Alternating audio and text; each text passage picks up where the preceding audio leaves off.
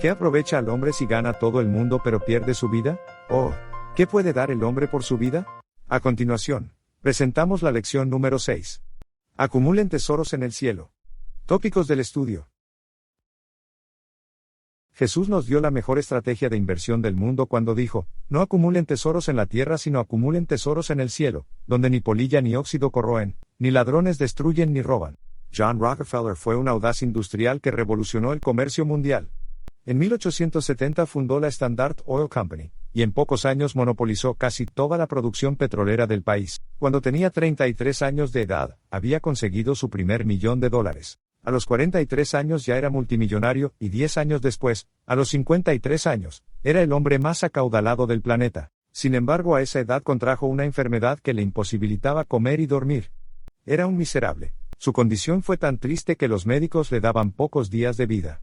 Los periódicos y los demás medios de comunicación mantenían su necrología a mano, para publicarla apenas ocurriera su deceso. Fue entonces cuando Rockefeller llegó a conocerse a sí mismo. Su vida dio un giro de 180 grados, y en vez de pensar en acumular más riqueza, decidió ayudar a la humanidad. Fundó instituciones de diversa naturaleza para ayudar a estudiantes, a entidades religiosas, a centros médicos y a personas necesitadas. Esta actitud cambió la vida de este hombre, y cuando los médicos solo le daban pocos días de vida, John Rockefeller no murió a los 53 años, ni a los 63 años, ni a los 73 años, ni a los 83 años, ni a los 93 años de edad. Murió a los 98 años, mientras su fortuna se utilizaba y se sigue utilizando en beneficio de la humanidad. Porque donde esté el tesoro de ustedes, allí estará también su corazón. Invierte tu tiempo, tu dinero, tus talentos y tus oraciones en la obra de Dios. Si lo haces, pronto te interesarás aún más en esta obra, y tu corazón también la seguirá. Noé, creer lo imposible. Noé podría haber invertido su tiempo y sus recursos para construir un hogar propio, pero eligió hacer un cambio drástico y pasar 120 años de esa vida siguiendo el llamado de Dios para construir el arca. Debido a la maldad reinante, Dios decidió el fin de la humanidad y mandó a Noé construir un arca. Noé tuvo que tomar varias decisiones que demostraron dónde quería hacer su tesoro. 1. Creer lo imposible. La lluvia no era necesaria, pues no existía. Los científicos aseguraban que era imposible que el agua cayera del cielo. Noé no dejó su fe en manos de la ciencia. El mundo antediluviano razonaba que las leyes de la naturaleza habían sido estables durante muchos siglos. Las estaciones se habían sucedido unas a otras en orden.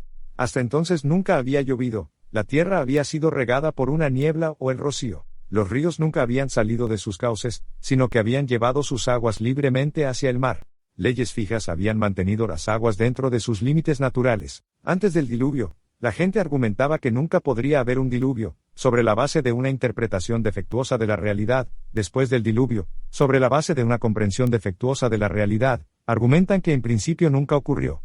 Como dice la Biblia, nada nuevo hay bajo el sol. 2. Obedecer a Dios. Noé dedicó su vida y sus recursos a la construcción del arca, y a amonestar a sus conciudadanos para que abandonasen el pecado. La Biblia también dice que la gente será escéptica con los acontecimientos del tiempo del fin, es decir, en nuestro tiempo como lo fue con el diluvio. Entonces, ¿cómo podemos prepararnos para la destrucción venidera? Hay una decisión consciente llamada gratificación diferida. Básicamente, esto significa que debemos hacer con paciencia la obra que Dios nos ha llamado a hacer con la esperanza de una recompensa futura más gloriosa. No sabemos cuándo regresará Cristo. En cierto sentido, eso no importa. Lo que sí importa es que hagamos lo que Dios nos pide entre tanto, aunque, como con Noé, eso implique algunos cambios radicales en la vida. Abraham, obedecer por fe. El primer acto de fe de Abraham fue abandonar lo que tenía, sus tesoros en la tierra, algunos placeres y comodidades que tenía, a cambio de lo que se le prometía, los tesoros en el cielo. A pesar de la promesa de heredar una tierra, la única tierra que llegó a poseer fue un pequeño campo en Macpela. Sin embargo, nunca dejó de obedecer a Dios, esperando de él una mejor posesión. Por la fe Abraham, cuando fue llamado por Dios, obedeció para salir al lugar que había de recibir en herencia, y salió sin saber a dónde iba. El mayor tesoro que Abraham tuvo en esta tierra fue un carácter semejante a Jesús. Por ello fue considerado por sus contemporáneos como un príncipe de Dios. A la mayoría no le causaría ilusión dejar su patria y a sus amigos y familiares, pero Abraham estuvo dispuesto a hacerlo. Abraham estaba satisfecho de estar donde Dios quería que estuviera. Por extraño que parezca, Abraham, Isaac y Jacob nunca recibieron esa tierra en vida. No obstante, permanecieron fieles a Dios de todos modos. Era reconocido por ser generoso, valiente, hospitalario y siervo del Dios Altísimo. ¿Qué ven las personas en nosotros? ¿Orgullo o arrogancia? personas que no le importa el trato que dan a los demás o nos ven como siervos del Dios Altísimo. Moisés. Rechazar el mundo. La providencia divina le preservó la vida de Moisés. Dios obró mediante una madre emprendedora y una hermana solícita. Durante años, Moisés fue entrenado en las cortes reales de Egipto. Moisés fue enseñado en toda la sabiduría de los egipcios, y era poderoso en palabras y hechos. Cuando Moisés maduró como hombre, tomó una decisión consciente que cambió su vida y el curso de la historia. ¿A qué renunció Moisés? ¿Qué obtuvo a cambio? Como hijo de Hatshepsut, Moisés era el sucesor de Tutmosis II y, por tanto, el próximo faraón de Egipto. Dado que en aquella época Egipto era el imperio más importante de la tierra, Moisés renunció al puesto más elevado que alguien podía tener en esos momentos. El magnífico palacio de Faraón y el trono del monarca fueron ofrecidos a Moisés para seducirlo, pero él sabía que los placeres pecaminosos que hacen que los hombres se olviden de Dios imperaban en la corte de Egipto. Sin embargo, vio más allá del esplendoroso palacio, más allá de la corona de un monarca, los altos honores que se otorgarán a los santos del Altísimo en un reino que no tendrá mancha de pecado. Es difícil imaginar cuán tentador debió haber sido para él el atractivo del mundo, el mundo de Egipto y todos sus tesoros, en sus primeros años. Seguramente, la adoración, los placeres, las riquezas, le habrán resultado tentadores. Sin duda, es probable que hubiese sido muy fácil justificar el hecho de quedarse en lugar de compartir su suerte con un grupo de esclavos despreciados. No obstante, renunció a toda gloria y placer mundanal, escogiendo obedecer al llamado divino de liberar al pueblo de Israel de la esclavitud. Consideró las promesas de Dios como una mayor riqueza que los tesoros de Egipto, porque tenía la mirada puesta en la recompensa. Desde una perspectiva mundana, Moisés debería haberse quedado en Egipto. Pero como cristianos, se nos ha dado una visión de la realidad que nos lleva a mirar mucho más allá de este mundo. Dejar el mundo atrás. Cuando Abraham dejó su tierra natal en respuesta al llamado de Dios, su sobrino decidió acompañarlo en su peregrinaje. Génesis 13 registra que Dios bendijo a Abraham hasta el punto en que era riquísimo en ganado, la principal medida de riqueza en esa cultura, plata y oro. También tenía ovejas, vacas y tiendas. Ambos se hicieron tan ricos con sus extensos rebaños de ganado que no podían vivir juntos. Para evitar conflictos entre sus pastores, Abraham le ofreció a que eligiera donde le gustaría vivir. Por supuesto, debería haber mostrado deferencia por Abraham, por ser mayor que él y porque su prosperidad derivaba de su vínculo con él. Sin embargo, no mostró gratitud por su benefactor, y egoístamente pidió lo que consideraba la mejor tierra disponible, porque sencillamente puso su mirada en los tesoros en la tierra, y codició la llanura del Jordán.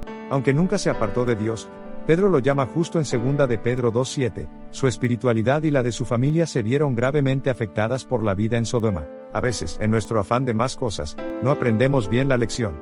Sufrimos nosotros y sufre también la familia.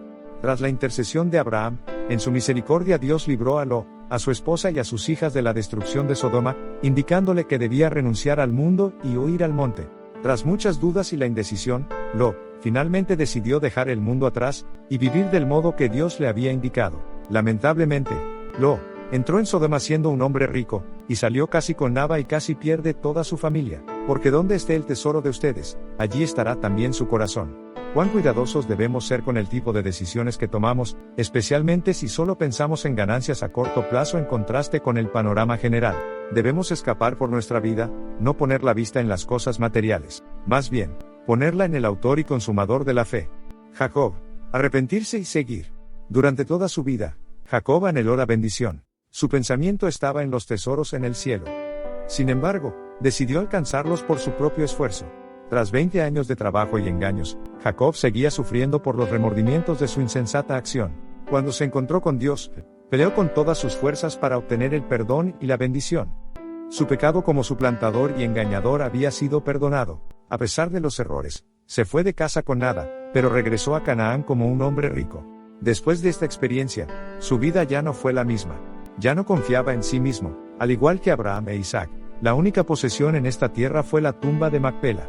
Sabía que era extranjero y peregrino en esta tierra. A pesar de nuestros errores, Dios todavía puede bendecirnos. Quizás hemos enfocado nuestro tiempo, dinero y talentos en hacer tesoros en esta tierra. Sin embargo, hoy podemos poner nuestra mirada en las cosas de arriba, en las cosas eternas. Jesús dijo: acuérdense de la mujer de Lo dijo porque toda persona se enfrentará a la misma decisión que la mujer de Todos tendremos algunas posesiones aquí por las cuales nos hemos esforzado en acumular. Dejar todo eso, junto con nuestros recuerdos, no es una decisión fácil. Sin embargo, la decisión por Jesús ahora nos garantizará no intercambiar la vida eterna por ninguna posesión material.